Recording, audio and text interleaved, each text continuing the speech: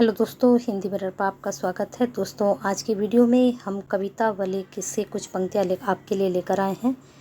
कविता वाले के से कुछ पद हम लेकर आए हैं और ये जो पद लिए गए हैं आपके जो STSU यानी कि श्रीदेव यूनिवर्सिटी के जो स्टूडेंट हैं, फर्स्ट ईयर के जो स्टूडेंट हैं BA में, जिसके पास हिंदी है, तो हिंदी का जो आपका सेकंड पेपर है, उस सेकंड पेपर में जो है आपके थर्ड यूनिट में कवितावली है तुलसीदास जी की, और उसमें से आपके कवितावली में से 4 पद लिए गए हैं। तो उन 4 पदों में से 2 की व्याख्या अभी हम लेकर आए हैं। अगर आपकी क्वेरी हमारे पास आए कि 2 की व्याख्या और बताइए मैम, तो कमेंट बॉक्स में अगर आप बताएंगे तो 2 व्याख्या और आपको एक्सप्लेन कराई जाएंगी। पहले हम आपकी जो 2 व्याख्या लेकर आए हैं उनको देख लेते हैं। और ये जो व्याख्या है कवितावली से, ये सभी सिलेबस में, चाहे आप नेट कर रहे हैं, चाहे आप जो है किसी कंपटीशन की तैयारी कर रहे हैं, साथ में BA MA में के सिलेबस में भी ये पंक्तियाँ आती हैं। पहले कवितावली के बारे में हम देख लेते हैं। कवितावली में उद्धृत छंदों के अध्ययन से पता चलता है कि तुलसीदास जी को अपने युग की आर्थिक विषमता की अच्छी समझ है। तुलसीदास जी के बारे में ये सब बातें बोली जाती हैं कि उन्हें जो अब उनका समय था, उन्हें सब चीज़ के बारे में पता था समाज की। उन्होंने समकालीन समाज का यथार्थपरक चित्रण किया है। जब उन्हें ज्ञान था समाज के बारे में, उनकी स्थितियों के बारे में, तो उन्होंने यथार्थपरक यानी कि बिल्कुल सच्चाई सामने रखी है। वे समाज के विभिन्न वर्गों का वर्णन करते हैं। उस वक्त हमारा जो समाज है वर्गों में बटा हुआ था। कैटेगरीज जिसको आज बोलते हैं, उस वक्त वर्ग बोला जाता था। तो उनका वर्णन उन्होंने किया है। जो कई तरह के कार्य करके अपना निर्वाह करते हैं, हर वर्ग का कुछ ना कुछ काम होता है, करते हैं सभी, तो उन्होंने सभी का बताया है। तुलसीदास जी यहाँ तक बताते हैं कि पेट भरने के लिए लोग गलत सही सभी कार्य करते हैं। तो वो तब के टाइम में भी था और आज भी कुछ ना कुछ ऐसा ही है। उनके समय में भयंकर गरीबी व बेरोजगारी थी, उसका सामना हमारा देश आज भी करता है।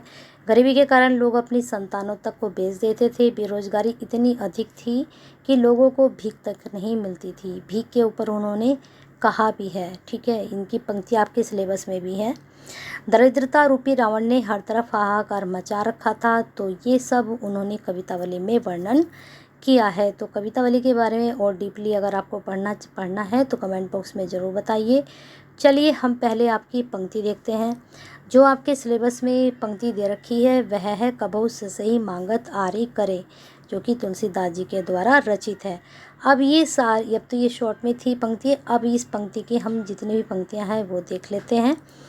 कबहु ससी मागत आरी करे, कबहु प्रतिबिंब निहारी डरे, कबहु करताल बजाई के नाचत मातु सबे मनमोद भरे, कबहु ऋषि आए कहें हटी के पुनि लेत सोई जेही लागी अरे, अवधेश के बालक चारी सदा तुलसी मन मंदिर में बिहरे। तो ये पंक्ति ली गई है कहाँ से? कवितावली से। अब यहाँ पर हमने इसकी व्याख्या देखनी है। बाल रूप राम कभी चंद्रमा को मांगने का हट करते हैं, कभी अपनी परछाई देखकर डरते हैं। जब चांदनी रात होती है तो उसमें आपको अपनी परछाई भी दिखाई देती है। कभी हाथ से ताली बजा बजाकर वह नाचते हैं, जिससे सब माताओं के हृदय आनंद से भर जाते हैं रामचंद्र जी को देखकर। कभी वह रूठकर हठपूर्वक कुछ मांगते हैं और जिस वस्तु के लिए अड़ जाते हैं यानी कि अड़ते हैं, उसे लेकर ही मानते हैं। अयोध्यापति महाराज दशरथ के वे चारों बालक तुलसीदास जी के मन मंदिर में सदैव विहार करें। तो तुलसीदास जी ऐसा कह रहे हैं। पहले तो उन्होंने बाल्य रूप का वर्णन किया रामचंद्र जी के, उसके बाद उन्होंने कहा कि दशरथ जी के चारों ही पुत्र मेरे मंदिर में हमेशा रहें। नेक्स्ट आपका है वन के मार्ग। वन का मार्ग, जब रामचंद्र जी को वनवास हो गया था 14 वर्ष का, तो वन के मार्ग में किस तरह की कठिनाइयों का उन्होंने सामना किया था, और साथ में सीता जी ने भी इन कठिनाइयों का सामना किया था, तो उसका वर्णन थोड़ा सा यहाँ पर उन्होंने दिया है। चलिए देखते हैं पंक्ति। पुरते निकसी रघुबीर वधु, धरी धीर दय मग में डग द्वे, झलकी भरी भाल कनि जलकी, पट सूखी गए मधुरा धरवय, फिर बुझती है चलनो अब केतिक, परन कुटी करहो कित हवे, तिये की लखी आतुरता, पिए की अखियाँ अति चारु, चली जल चवे। तो चलिए हम इसका प्रसंग देख लेते हैं। प्रसंग में बस वही कि राम और सीता जी वन में जा रहे हैं और यहाँ पर जो राम जी हैं, सीता जी का दशा जो है उनसे देखी नहीं जा रही है। इसमें प्रसंग में आप लिख सकते हैं, लेकिन व्याख्या में से ही आप प्रसंग भी बना सकते हैं। हम सीधे सीधे व्याख्या देखते हैं। राम और सीता लक्ष्मण 14 वर्ष का वनवास काटने के लिए अयोध्या नगरी में वन चले गए थे। अयोध्या नगरी से सीता बड़ा धैर्य धारण करके मार्ग में पैर रख रही हैं। सीता जी के माथे में पसीने की बूंदें चमक रही हैं। प्यास के कारण सीता के होंठ सूख गए हैं। सीता राम जी से पूछती है कि अब कितना चलना है। ये जो उनकी कुटी थी वो बन गई थी, वह कितनी दूर है, हमारी कुटिया कितनी दूर है। यह सब सुनकर राम जी की आंखों में आंसू आ गए। सोच रहे थे कि कितना कष्ट भोगना पड़ रहा है सीता जी को मेरे साथ। आगे कहा है, आगे उन्होंने बताया है कि कहने का भाव यह है या तात्पर्य है कि सीता जी कोमल एक राजकुमारी थी और उन्हें इतना कष्ट कभी नहीं देखा उन्होंने, लेकिन उन्हें आज कितना कष्ट देखना पड़ रहा था। अपने पति राम जी के साथ निभाने के लिए 14 वर्ष के वनवास के लिए वह उनके साथ चल पड़ी थी। उन्होंने कहा कि अगर आप भी जाओगे तो मैं भी आपके साथ जाऊंगी। अब सीता इतना कष्ट नहीं सह पा रही थी, तो राम जी को इस चीज़ को देखकर बड़ा दुख हुआ और जब राम जी ने यह सब देखा तो उनसे यह सब सहा नहीं गया और वह दुखी हो रहे थे।